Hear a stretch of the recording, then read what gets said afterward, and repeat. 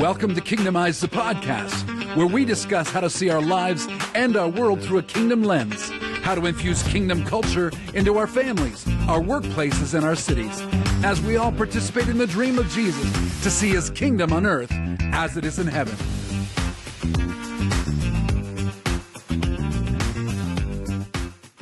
Welcome back to Kingdomize the podcast. We have started a new series, and I'm enjoying it thoroughly.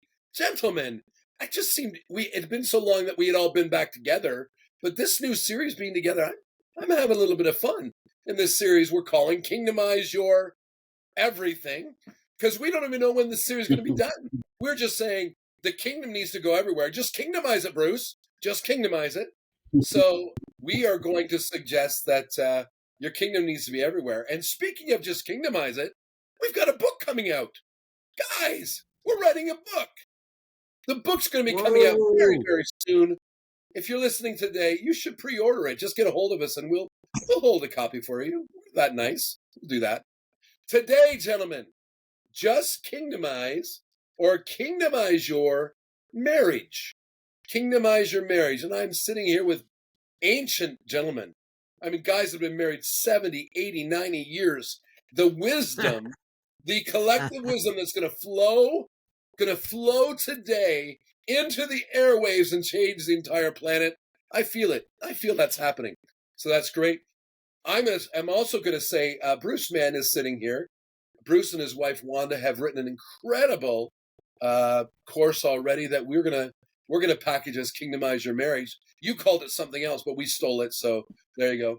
So if in fact you hear this today and you're going, you know what I need more of that topic, well, you should get a hold of us because we can help you out with that. That'll be great.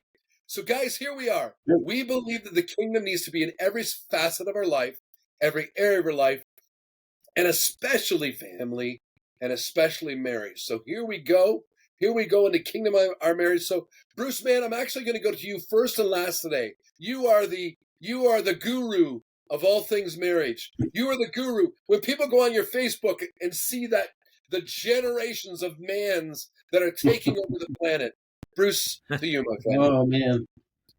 Well, I don't know about taking over the planet, but it's funny how time creeps along, and all of a sudden you realize you've got generations that are you're the father of, and so one of the things that I'll just start by kind of giving you a little bit of my story or journey that my wife Wanda and I we've recognized how important it has been for us in our marriage to be intentional about what we do.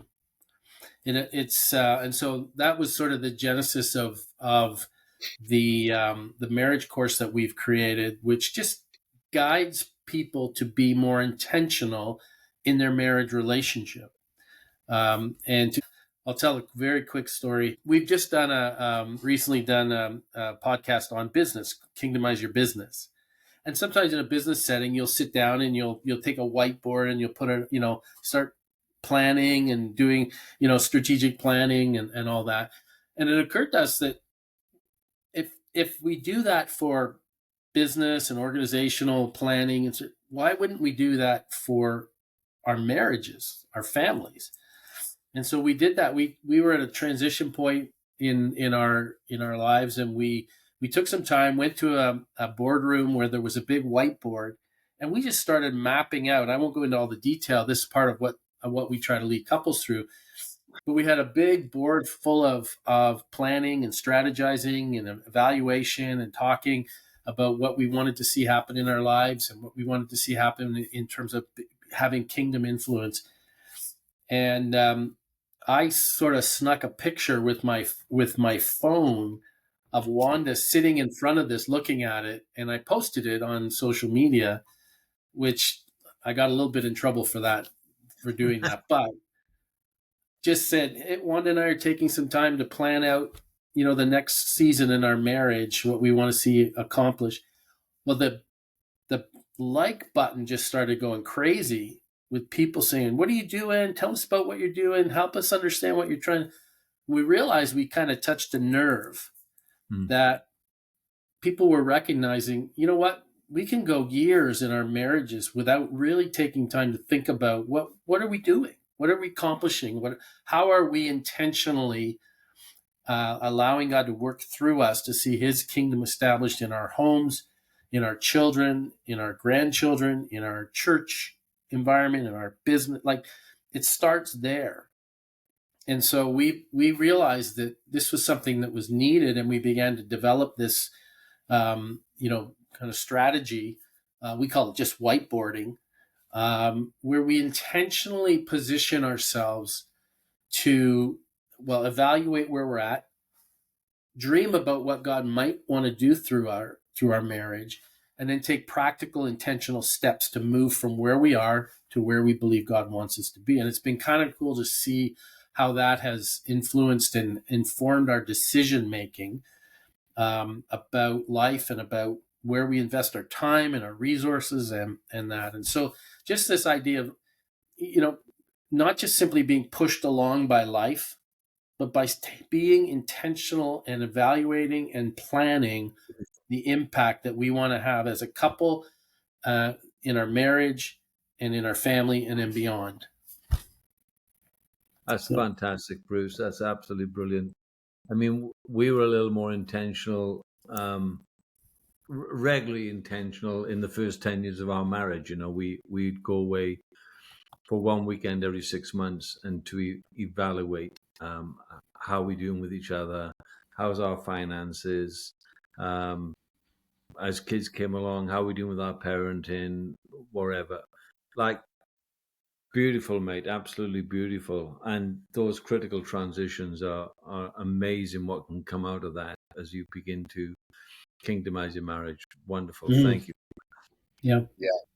So, Bruce, man, I'm going to let you know that when you shared that post, and I also think of that whiteboard, and then I think you shared it at the church one time, and the young adults went crazy because in the middle of your whiteboard was sex.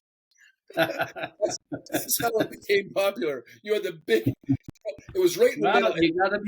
You have to be thorough in your evaluation. I'm just saying, like, good on you for that. That was fantastic. But the young adults in the church loved it. I think we need to get Bruce with a whiteboard for another podcast to watch. I want to go to you, Ian, because even in our Kingdomize Your Business course, we take time for how it affects our lifestyle, including our family. And you bring a great discussion there. So not sure where you're going today, but really want to hear what you have to say about this. Yeah, so we came to a sense that our family is bigger than us, and so we've not randomly come together, but actually there's a purpose for family. And if there's a purpose for family, then we need to try and find out what that was. And so as we began to excavate some of our family values, some of them were quite simple. Hospitality. We love to be hospitable. Like in the first year in the new home that we moved into a couple of years ago, the first year we served 128 meals. We had over 70 people stay overnight. So we love hospitality, right? So hospitality was a big thing. Faith is a big thing. Missions is a big thing. Generosity is a big thing.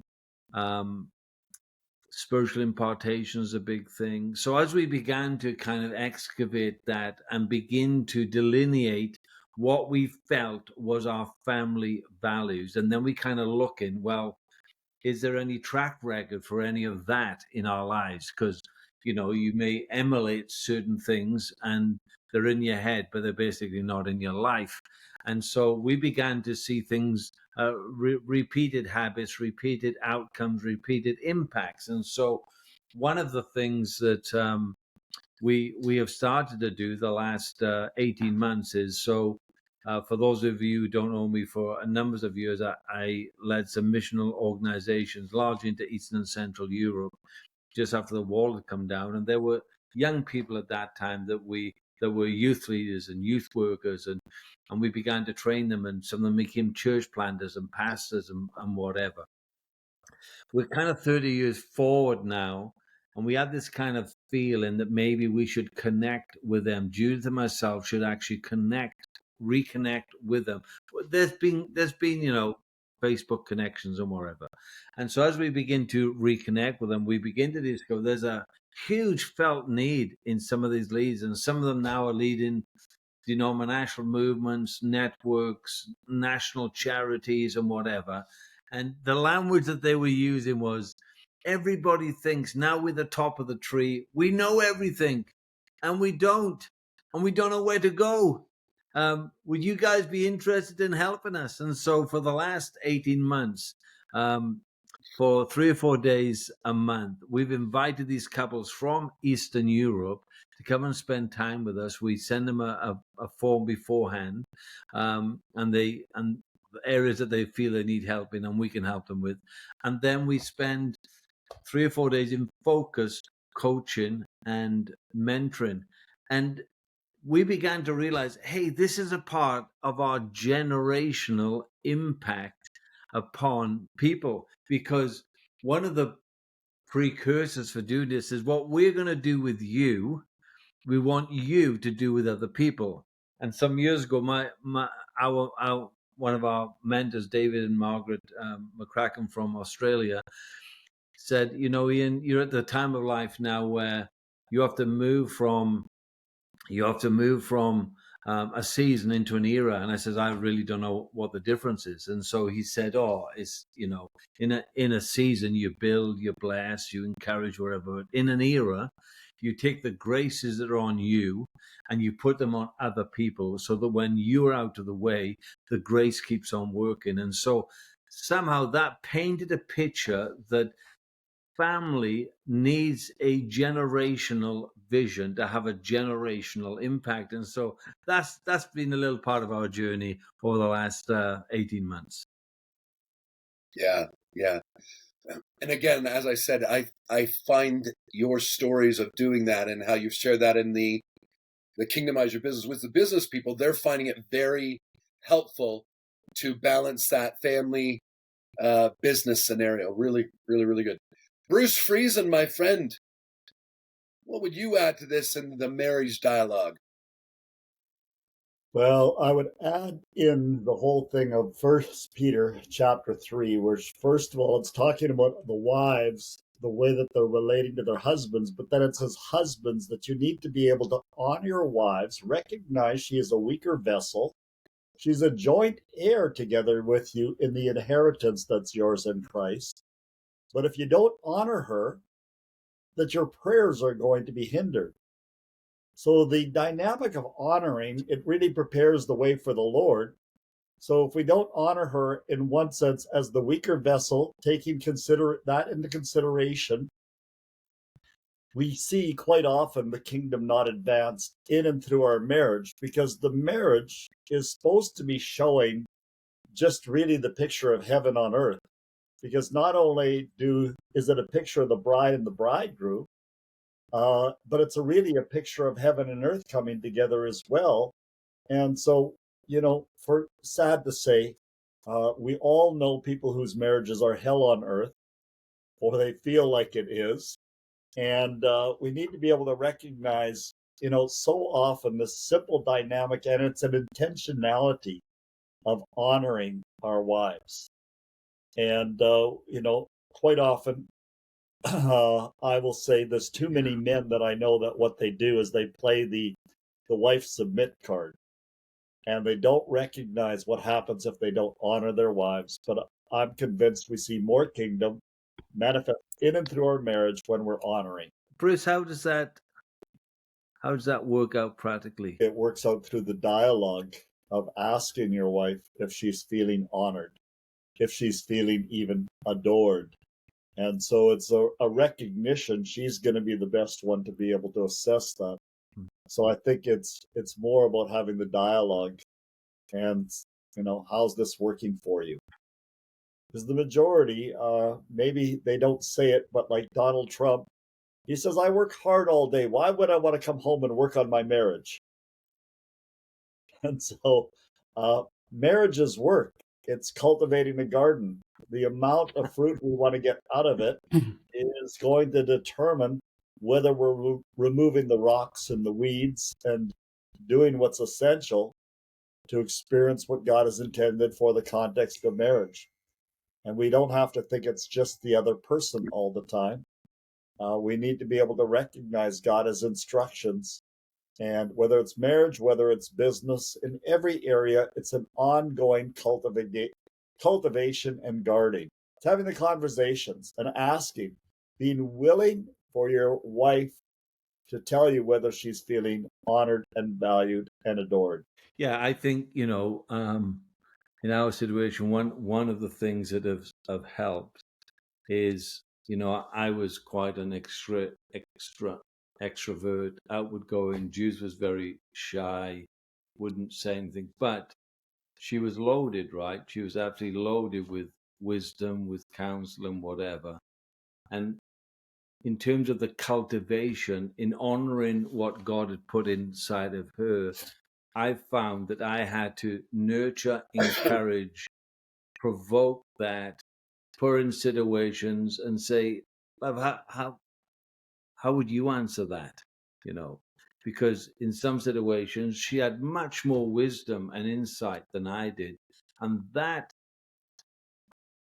that's like honoring, right? That's like honoring and appreciating what God has put in the person and allowing that to flourish and come forward. And so that was very, particularly in the early days of our marriage, where we were traveling a lot, and we'd stay in people's homes and wherever, and she would be reticent to contribute to the conversation. She felt she had nothing to say and blah blah blah. And so as you rightly say, you've got to talk that through and then provide opportunity for that divine deposit that's in our partners to actually come forward to be a blessing to the people that we're engaging with. Yeah, I think that's really important. The understanding of what's my role in helping my spouse fulfill her destiny, right? And really good. So I was thinking about this as we were chatting about it prior to recording. I was thinking about the need for us to understand that, but also the need for us to understand the importance of the family. So when we talk about, and we talk about this a lot at Kingdomize, we talk about the spheres of influence, the 7 mountains of society. We usually talk about the, business is important and government's important, education is important, and the significance of your family. And Bruce Friesen, you bring this up a lot as well, right? It's kind of one of the things that you talk to us about all the time, the foundational pieces. And so I was thinking about that in this context, because really healthy cities come because we have healthy families. So how can we help that? And I found that in churches, or just in general, if people are getting called to business or something, there's celebration, or people are getting called to be pastors, but those young ladies or whatever, men that go, I just want to be a mom. It's like, oh, good for you. And they get a little pat on the back, but there really needs to be more celebration of that, I think.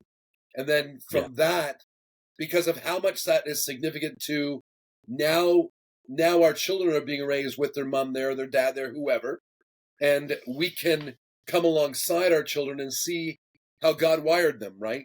Raise up a child in the way they should go. When they're older, they won't depart. I was kind of raised to believe that was about, if I raise them a Christian, they'll always be a Christian. Well, that doesn't play out all the time.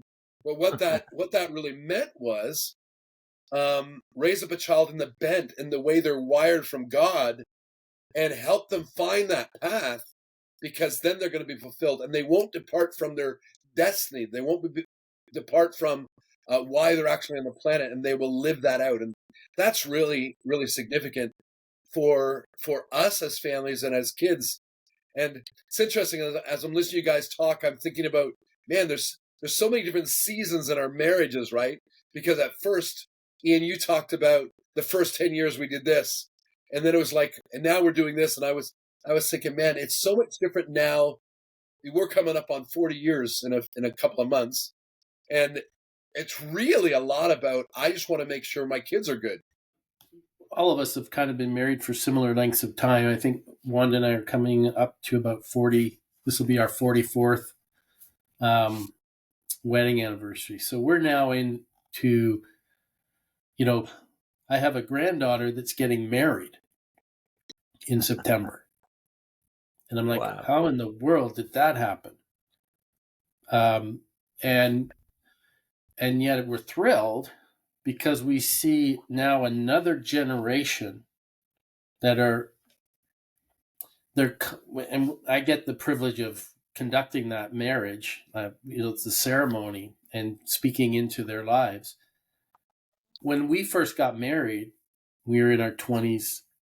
We had no idea, but it was just like, hey, let's get married. We're going to do life together. And now we're this far in and we see the generational impact of our lives. And we're grateful. And this is one of the things that we try to help couples understand. The decisions we made when we were 20, 21, 22, 25, 30 are now bearing fruit that we're 60, 65, and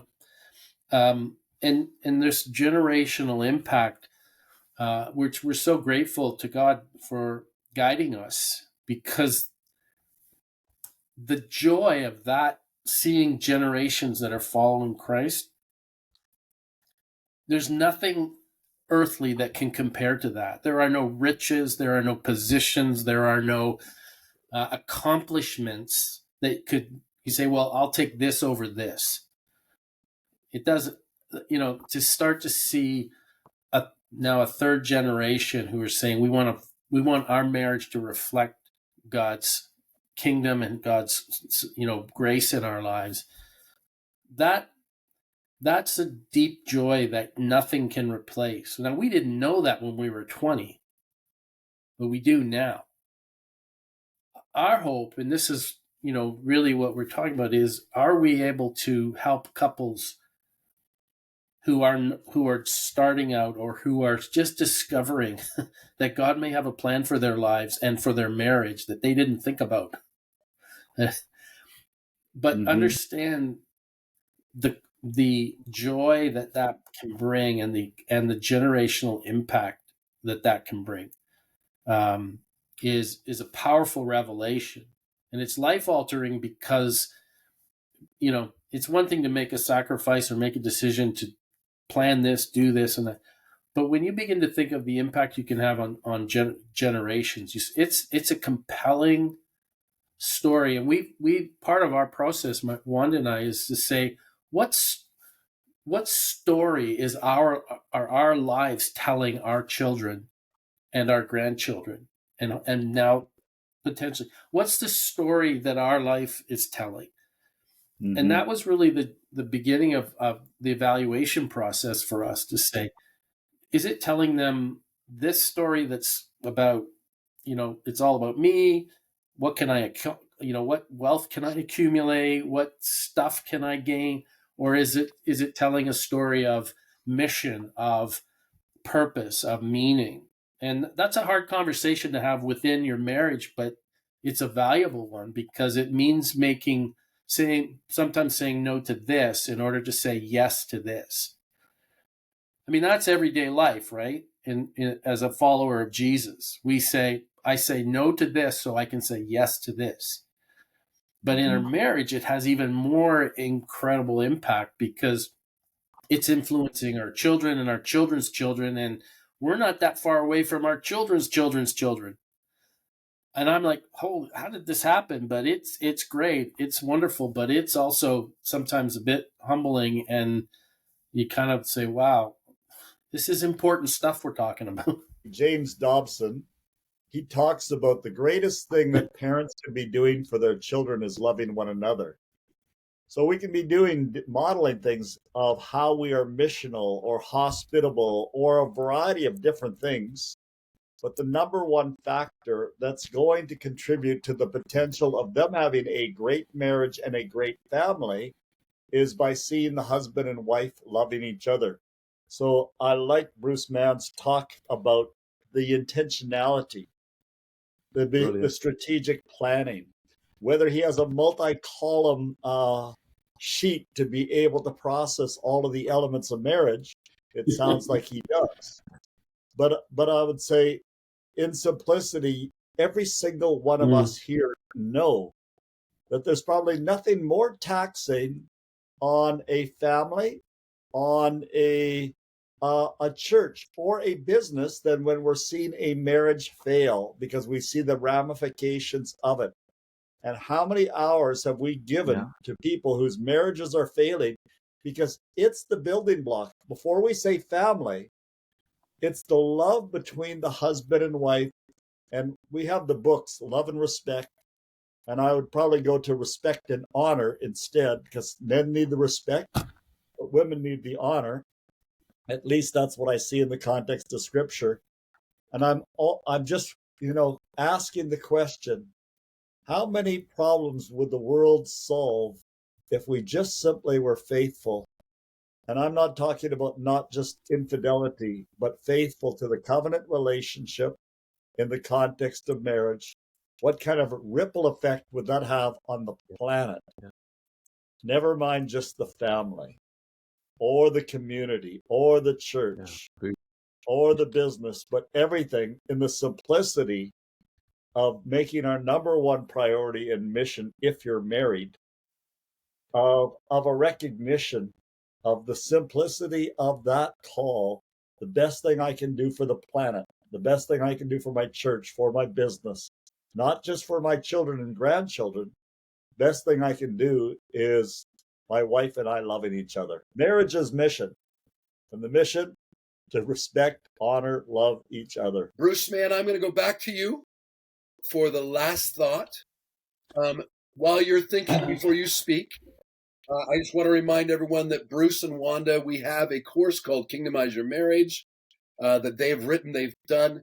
Let them come and whiteboard their life with you, or your life with them. You can put sex in the middle, do whatever you want.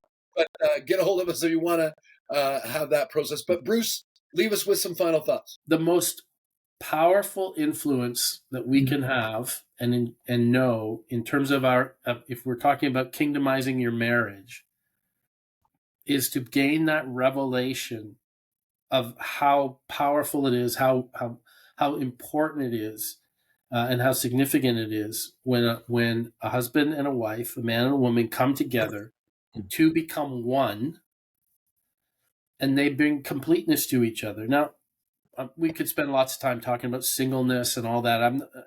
I hope we don't, no one's taking offense at this, but there is a completeness that comes when a husband and a wife, a man and a woman, come together in a nurturing, caring, loving relationship that enhances both of them, causes both to grow, brings stability. It's the building block of our society, which is unfortunately under tremendous attack and undermining. But and if we're talking under the banner of kingdomizing, seeing God's kingdom, one of the most powerful expressions of God's kingdom is through the marriage relationship, and it needs to be elevated above all other expressions and other activities of life. Yeah, business is important. Church life is important. All of these different institutions or different organizational, environments, but nothing in my mind really transcends our marriage relationship, because God is intimately involved in that marriage relationship, intimately involved, to the point where we understand and know and who we are in Christ, partly through how we come together as a husband and wife. So you can't extract one from the other. And so I hope, if nothing more today, we've elevated the importance and the potential that there is in a healthy, kingdom-focused marriage relationship, because the ability for God to use that to extend His kingdom is powerful. Excellent today. I was thinking, as a number of you were speaking, there was a time back we had just started having children, and my wife Charlotte said, we don't do anything else in our lives where we create something eternal as we're making children, as we're having children. And I thought, that's pretty intense right there. And so a high calling, guys, great discussion today. And so thanks for that. And thanks for you listening today, being part of it. We always don't want you to just listen. Please take part in what we're doing. Send some comments, send some ideas. Maybe talk to us about what other things you want us to talk about under Kingdomize Your Everything. And we'd be glad to do that as well. So thanks for joining us today. We'll be back next week with a new episode of Kingdomize the Podcast. Join us then. Until then, have a great life and enjoy your marriage.